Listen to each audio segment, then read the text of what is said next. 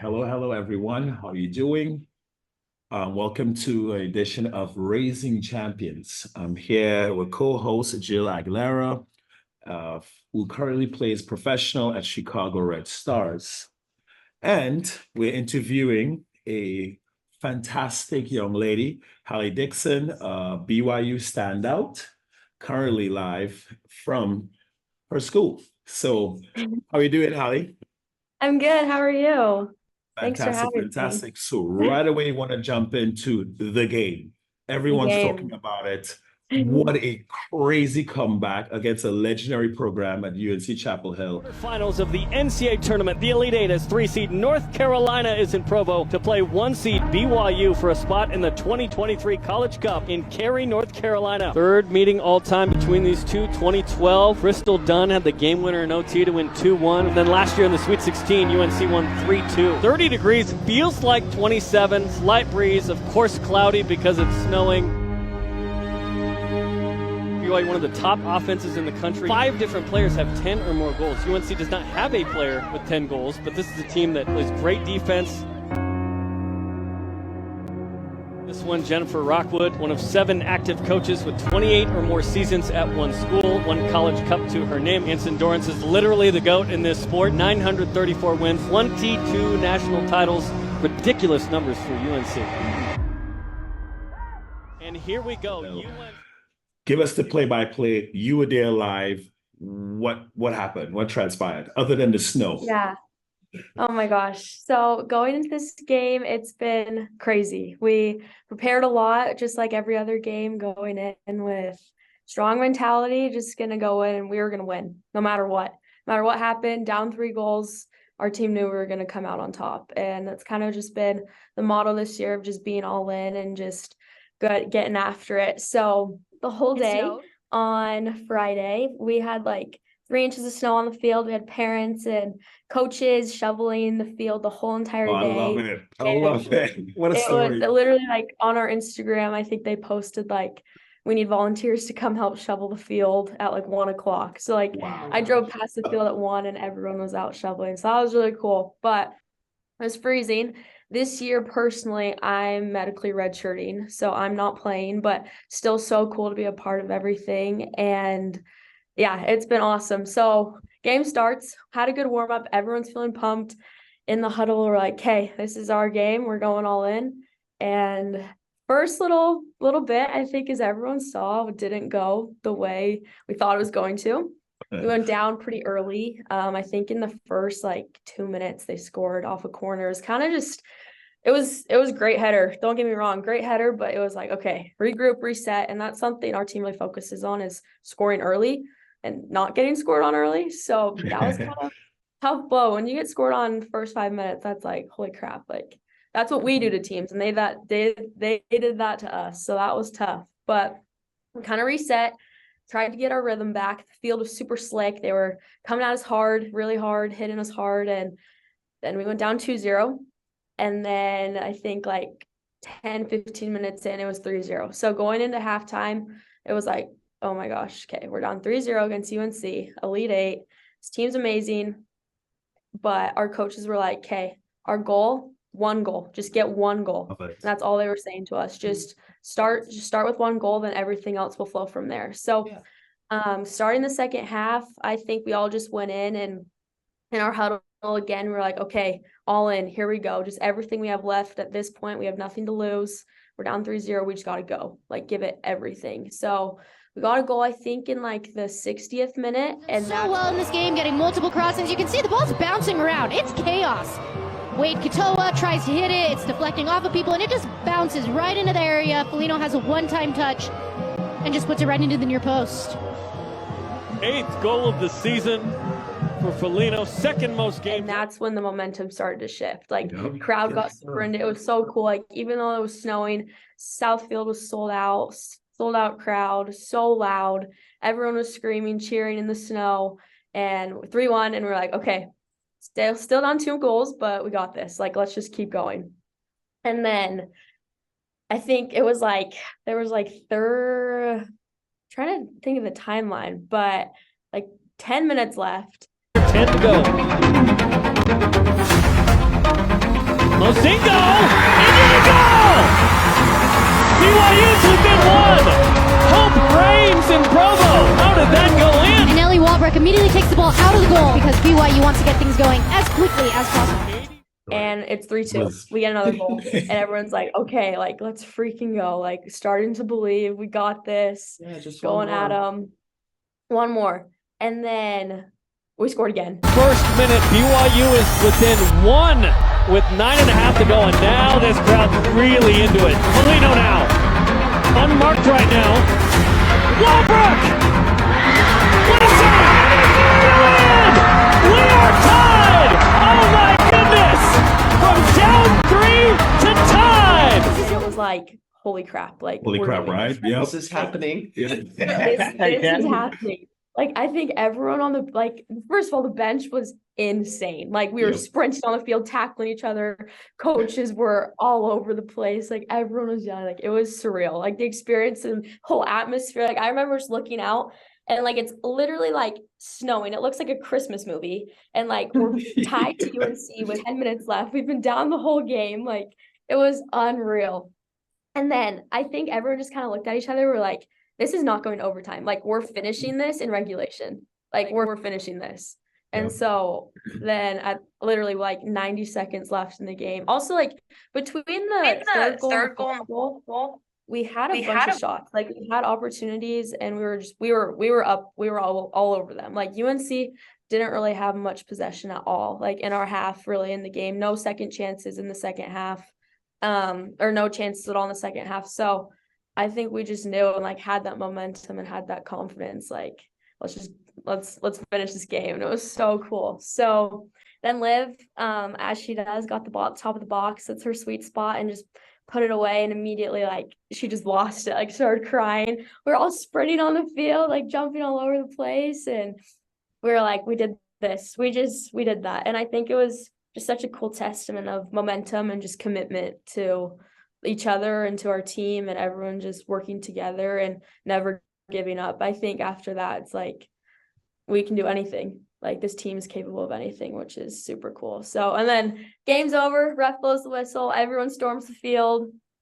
People were hugging me I've never seen before. Like, it was unreal. Like, people telling me good job. Like, I was literally on the bench the whole game, but it was amazing. The atmosphere at Southfield that night was a dream. It was incredible.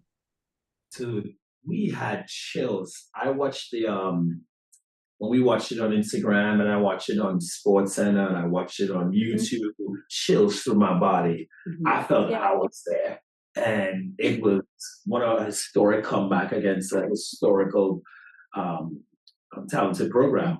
It's almost like your own final. I mean, I know it's not the final yet, but it felt like it's the final. No, it felt like the final, which was so cool. What I'm getting from you for that is that the one mind, everyone was thinking one single thing, which is no matter what, we're not going down, no matter what we believe. Because any successful team that I have had coaching or even playing, the bench is just as important as the players, and it drives the players to triumph, because the belief is not only who's on the field, but your teammates and your best friends on the field, or off the field, sorry. And it's something like that carried you guys through to build and push through that momentum. Which is, so yes, you got that hug from a random person. You were very much a part of that game, regardless, even if you played. It was so cool. And that's something our team talks about a lot, is we have more people on the bench than we do on the field. And then there's 32 of us on the BYU women's soccer team. And it's like, it takes every single person, all 32 of us, for that win, which I think is so cool. And we have this culture of just everyone just being so inclusive and so all in on our goal, no matter what your role is, which I think is so special. And I don't know how other teams do it, but the way we do it, it's pretty amazing.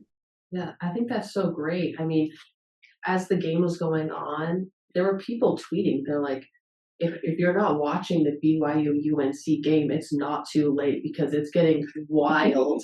And I thought it was so cool that, I'm just seeing this on my Twitter feed. And, for like an NCAA soccer game, I think obviously women's soccer is growing so much, but to be able to see just random people tweeting that out, I think is so great. But since you had the game at home, how big of a difference was that for you guys to have that home advantage, even though you were down 3 goals? Oh, for sure. I think playing at Southfield, I would never want to be on another team playing on Southfield. Like, the atmosphere is insane. Like, it is full stadium, sold out crowd almost every single game. Especially it was our seniors. We have 11 seniors on this team, their last game ever on that field. And just the atmosphere was crazy. Like, yelling, screaming, cheering. Like, every time the ball is on like the opposite sides, like goal kick or corner kick, everyone's just screaming at the keeper. Like, it's so hard to focus. So I would never want to be on another team playing on that field. Yeah, I love that. That's fantastic. Camaraderie is everything. Mhm. It's Okay, pretty so special. let's go a little bit more detail. Yeah. On how was preseason for you? How was preseason in terms of your preparation for preseason? Because you have to prepare for preseason. How was the preseason process? What is your advice to any players that are committed going into college next season on the mentality and ethic to get through preseason and to play as a freshman? And you went at spring season, right? Yeah, so I actually graduated high school last December, so almost a year ago. I made that decision because I was kind of done with high school and really wanted to make an impact my freshman year and talked to my coaches, and I figured out that this would be a great decision for me. And I was able to go in January, begin classes and begin training and play the spring games. We had 10 spring games. I played in every single one of them. We actually went to Europe as a team over the summer and trained and played over there, which was amazing. And I had a great spring season. I worked really, really hard. I was getting good minutes. I was scoring goals, assisting. It was kind of getting into my flow, and I was like, all right, like, I'm gonna get some minutes this fall. Like, I'm super stoked. Like, I'm so grateful I came in the spring, had a really good mindset. We can talk about mindset in a little bit, but for me, that is everything. Mindset is 100% the separator in life, which I've learned the hard way and figured out kind of like my little method to my madness to get my mind right, to play at my best. But had a great spring, scored some goals, feeling really confident going into summer, had a great summer training plan. Went to Europe in May, came home for about a month, played WPSL, was working super hard, training every day with Daniel, with Jill, with my WPSL team. And I started having some issues with my legs. I found out I had stress fractures in both of my shins. And so I ended up coming back up to Utah like end of June, and I got put in a boot on my right leg and was kind of just lifting, trying to get fit for the season as much as I could. I was biking, but I couldn't run. And then I came back to start preseason camp, so fall camp, which is 2-a-days. And I played 2 weeks of 2-a-days and kind of wrecked my body because I hadn't really trained in like a month at all because I was injured. And I ended up getting a stress fracture in my other leg. So I had stress fractures in both of my shins going into season.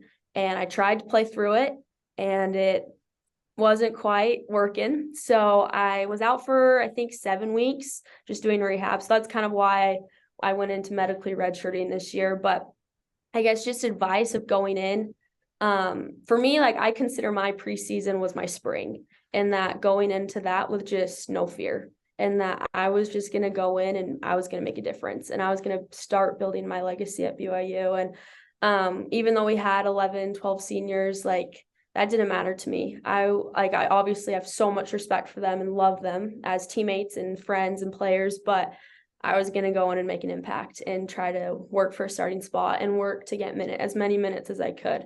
And although that didn't work out because of my injury, I'm still committed to it. And it's been so cool coming back from this injury and being able to train and play now this season, even though I'm not in games, but training every single day with my teammates now that I've been cleared.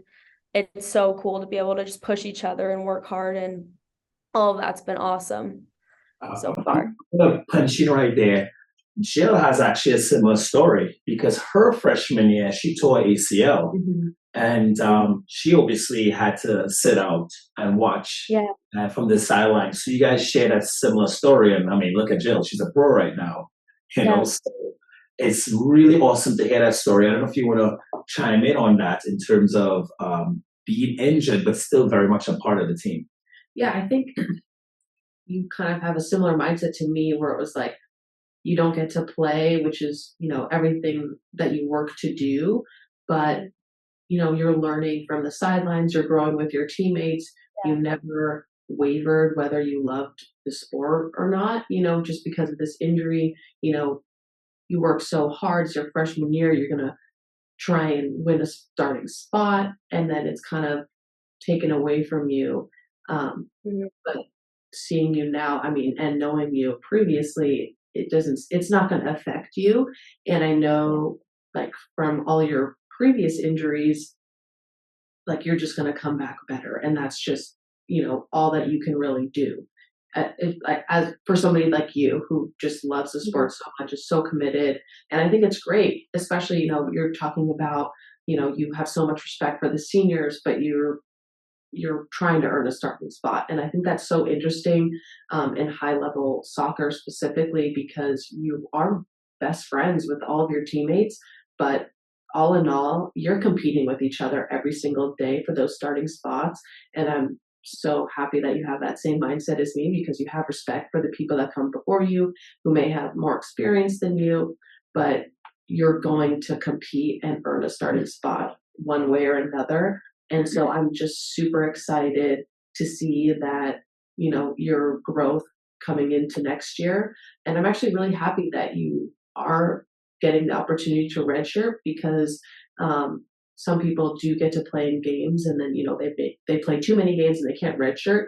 So you do have the opportunity to take that 5th year if that's what you choose to do. And I think that's great to just have that choice, because I had that choice and I took it. And I don't think I would have been able to play professionally had I not taken that choice. So I think, you know, whatever is best for you moving forward, I know you're going to, you know, kill it next year. And I think you're going to build up this momentum this year, especially after this specific game. And I'm just like so excited to see, like, kind of your breakout year. And I know it's coming.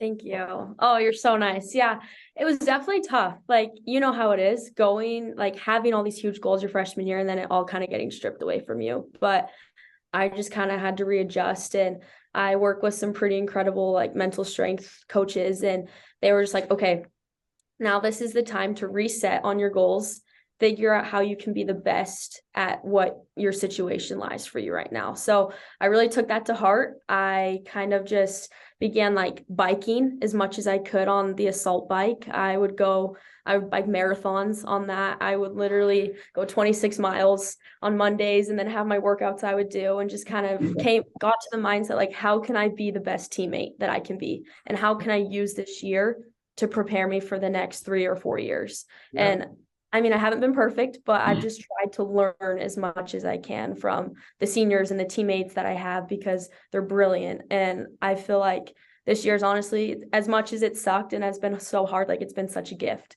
because I've had so much time to study and learn to be prepared for the next few years. Like, I would give anything to be on the field, like watching the UNC game that we just had, like, I would have literally done anything to play in that game. But just having those experiences, though, and being able to feel them and get a glimpse of what I can do to contribute for the next 3 to 4 years of this program is amazing, and I'll never get that back. So I'll just super grateful for it, and it's been really cool this season so far. Love it. Your answers are fantastic. All right, I'm gonna ask you, what is your biggest hurdle as a freshman student athlete? And what would be your advice for incoming student athletes? Because that's where we have a lot of young players, male or female, that quit because it's hard, or you didn't get what you want. What was your biggest hurdles, and what is your advice to incoming student athletes? Yeah, I think incoming, start now with building your mental foundation. Do everything you can to be as strong up here as you are physically. Like, as much physical prep you're doing in for your sport, for soccer, whatever sport your audience reaches, like do that mentally as well and get to be so confident in yourself, because you're a little fish, big pond out here. Like it's hard, and you're not going to have someone telling you every single day, oh my gosh, you're doing amazing. Like you have to know that for yourself, and you're going to have bad days. It's going to be hard, but you have to be sure of yourself and be confident in your abilities and not change what you're doing to please other people. That was the biggest thing for me, is coming in here, is just knowing who I am as a player and taking my coach's advice and taking their opinions, but not changing who I am as a player. Because, and also not changing who I am. Like college is hard. There's so many other like exterior things going on just besides soccer. Like there's school, there's social life, like religion, church, whatever you have going on. Like there's so many things, and you're on your own trying to figure it all out. So I think as strong as you can be mentally as you are physically is the biggest thing. And then also being an advocate for yourself. That's something I really had to learn coming here, is don't be afraid to meet with your coaches. Call them, text them, meet with your trainers, use your resources. I think at most schools, there's so many resources, but so many people are not going to open their mouth, and you have to do that because no one else is going to do it for you. 100%. I love that. That's so good. That's something I learned as well. And, like if you're not getting the playing time that you want, do I need to come in for film? What am I missing? What is not going my way? Like what is separating me from starting and not starting? What's separating me from subbing in or not playing at all? And I think just having those conversations and advocating for yourself, sometimes you might even surprise your coaches, because maybe they haven't had players like that who, aren't really advocating for themselves. And then, once they tell you, what you're missing, and you do those things and you improve on those things, they really have no other excuse but to play you. You have to, one of my coaches told me, you have to make me want to put you on the field. And I think, I used that, took it to heart, and, I use that to build a better foundation and earn starting minutes and, being consistent. And I think that you do the same thing. So I'm really excited to see you. Thank you. Yeah, it's been awesome.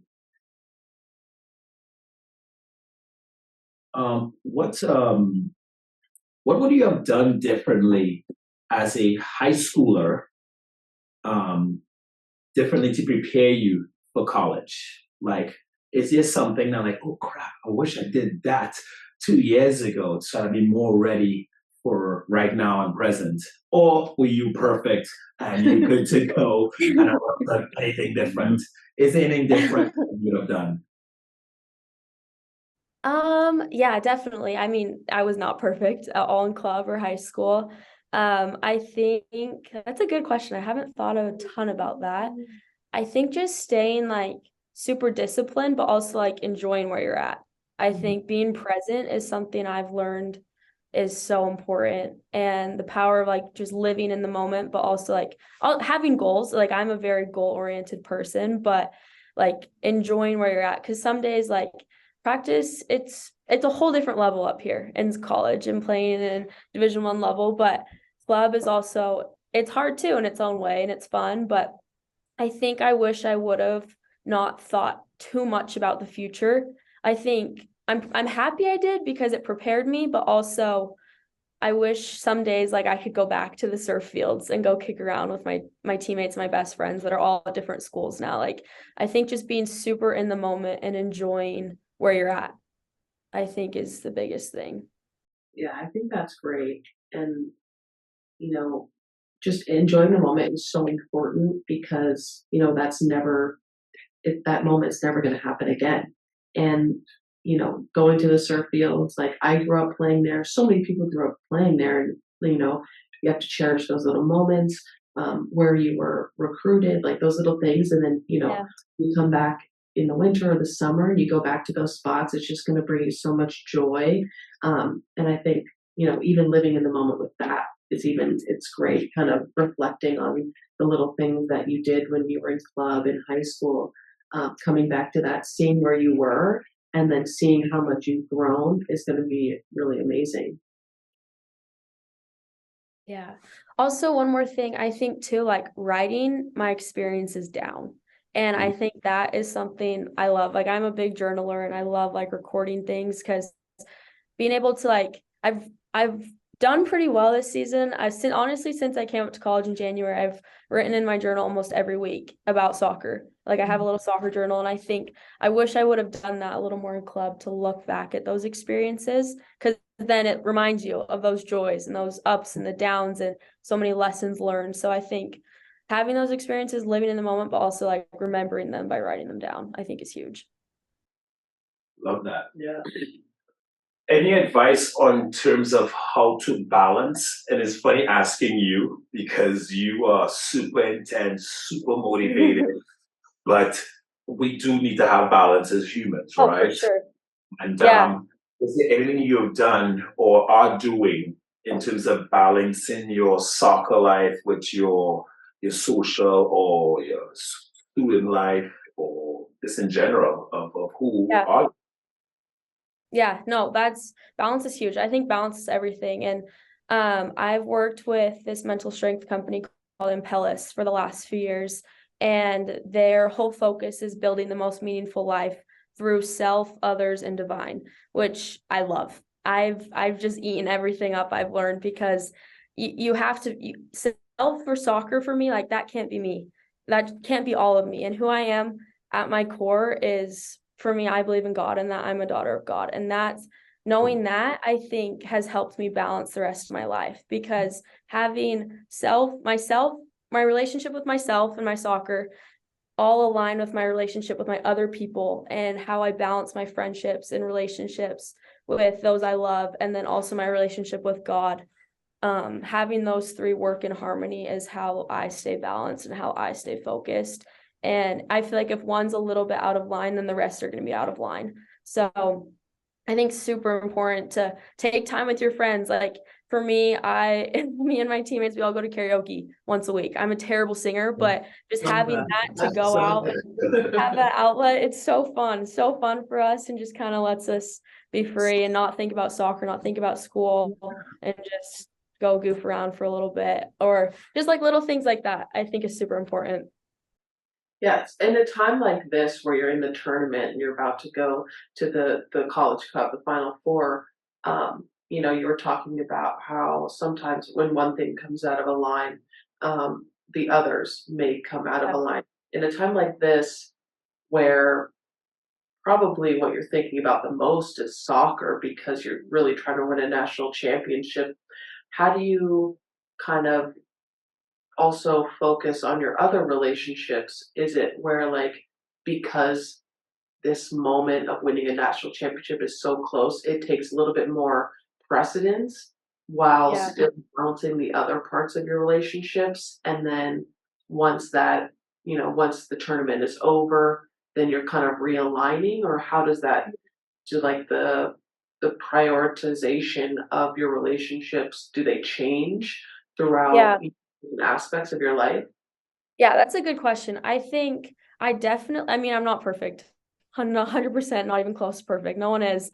But I think right now, like, definitely soccer is a huge priority. Like, that's taking up all my time, training every day, practice every day, meetings, like whatever. I have so much going on, but I think when I'm at soccer, I'm at soccer. And then when I'm with my friends, I'm with my friends. And I'm with my family, I'm with my family. And just, again, like, it all goes back to being present and just being where your feet are. And that's something I'm working on a ton right now. It's hard when I'm with my friends and I'm thinking about a bad touch I had in practice and film I need to watch and go over, or an assignment I have to do in school. And like, there's so many things going on right now, but just the ideas of being where your feet are, I think, is what keeps me grounded and trying to stay focused. That's really, really good. It's fantastic. It's so because she is so mentally focused, a drive, the fact that she could switch off Yeah. and change hats to be the other side of her, because we all have different sides of ourselves, and it can be too much of one. You'll be off balance. Yeah. And the fact that she has that balance and has cultivated and figured that out and figuring it out Yeah. is really cool. And I appreciate that. So we're gonna steal a little bit of a backstory. How we met. I have been privileged to be training with you, 2 years, I think. I met you right when I moved to back to California. I think it was 2020, so 3 years. COVID. I mean, everybody had COVID. Right? Met Jill in COVID, met you in COVID. And Yeah. when I met you, it was like, holy crap. I have to bring my A game because I named you the one more queen, coach one more, coach one more. I don't like that. And I love the level of professionalism that you had even at her age, her young age, and her drive was incredible. I had a sweat on when we would train. And then when she trained with Jill or she trained with Ella, it was a battle. These girls are getting kicked and scratched in a private session. And I'm like, yes, this is awesome. This ignites me as a trainer, as a former player. I'm enjoying it. You guys are enjoying it. And they're enjoying the process. So, which is huge in anything you do. So I met you 3 years ago. It has been fantastic. Fun story with Halle is that she is training to go to one of the many showcases for surf. And we practice one thing in particular, just like with you. We practice the scissors step over shot over and over and over at Stagecoach. I don't know if you remember that. And I remember. over and over and over and over again from the left side, from the 11th position. And then that same tournament, I think it was in Arizona. And he scored like 3 goals doing that same move. Wow.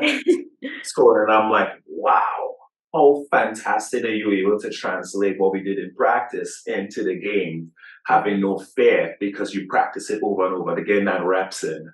And talk a little bit about your backstory. Correct me if I'm wrong, you're originally from Louisiana? So my dad's in the military. He was in the military, so I grew up all over, everywhere. But I moved from Louisiana to California when I was 15. Correct. You had some national team exposure. When was that? Yeah, so I got called up to the national team 3 different times. I think it was like the U14 and U15 level. So in 2018 was my first call up, I think, and then 2019 or 2017, and then I got injured 2018, and then 2019 I had a few more call ups, and then I moved. A little bit. You had a back injury where you were semi-paralyzed for a moment? Kind of. So I was born with a tumor that was connected to my spine, and I have a disease called tethered cord syndrome. And so like on paper, honestly, my biggest thing is I just take every day like as a miracle because there's no reason I should be able to walk right now. On paper, I should be on a wheelchair, confined with no feeling in my legs, be technically paralyzed. So I was so lucky when I was a baby, they found I had this tumor, was able to remove it. I was able to play soccer. And then when I was 13, I went up for a header in a game in Louisiana and I broke my back. I had a defender come in and take me out, and I broke my back in 2 places, right in the same spot where my tumor was. So I had a 9-hour spinal fusion surgery through my stomach and my back, slipped my disc. It was a whole mess. I was out of soccer for about a year and a half. And then I was healed after that, but never like 100%. And then actually right after I committed to BYU, I started losing the feeling in my legs and was having like back spasms in games and in practices. And they found my tumor had regrown and I needed another surgery. And it was only like a really small chance that the surgery was going to work. And again, by the grace of God and another miracle, I was healed and I was back playing. And I think like only 7 or 8 weeks later after my surgery, which was a total another miracle. So I'm just happy I can do what I do, and it's such a blessing. So just super grateful for it all. Wow. Incredible, right? So anybody out there who wants to be lazy, listen, who should not even be walking, far less tackling people, doing stepovers and scoring and training at a high level. This is a massive testament to your belief, your faith, and your drive that you should be here, but you're not, and you're achieving great.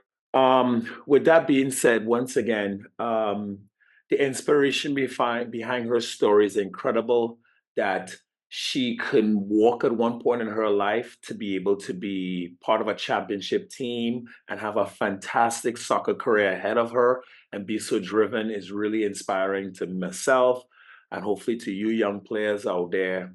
And we're really, really privileged to have you join us today. Anything from you?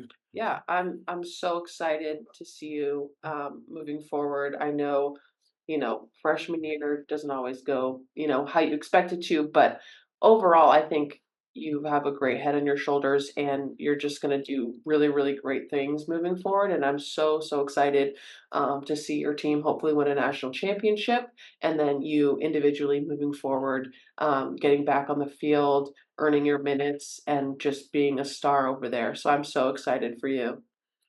Thank Excellent. you. Yeah, I'm honestly just so grateful for Jill and Daniel. Jill, you've been such an inspiration to me. I've looked up to you ever since I met you, and Oh, just all the advice you shared with me and the trainings. And everyone needs to train with the drill because she is unreal. Yes. And obviously Daniel, he's the best of the best. So fun. I always loved your trainings. So Appreciate super it. grateful for you guys. I'm super thankful, and I'm just so excited to keep going and see where the season's gonna go. Excellent. So if you guys want to follow Halle, Halle, Dixon, Dixonn. So her handle at IG is HalleDixonn. Fantastic having you. Perfect. Blessings, and Thank you. hopefully we'll see you soon. yeah. Bye. Yes, I'll be home for Christmas. I'll see you guys. Yeah. Expect some Lovely. good training sessions. 100%. Let's go. Bye. Holly. Awesome. See you Bye. later. Bye.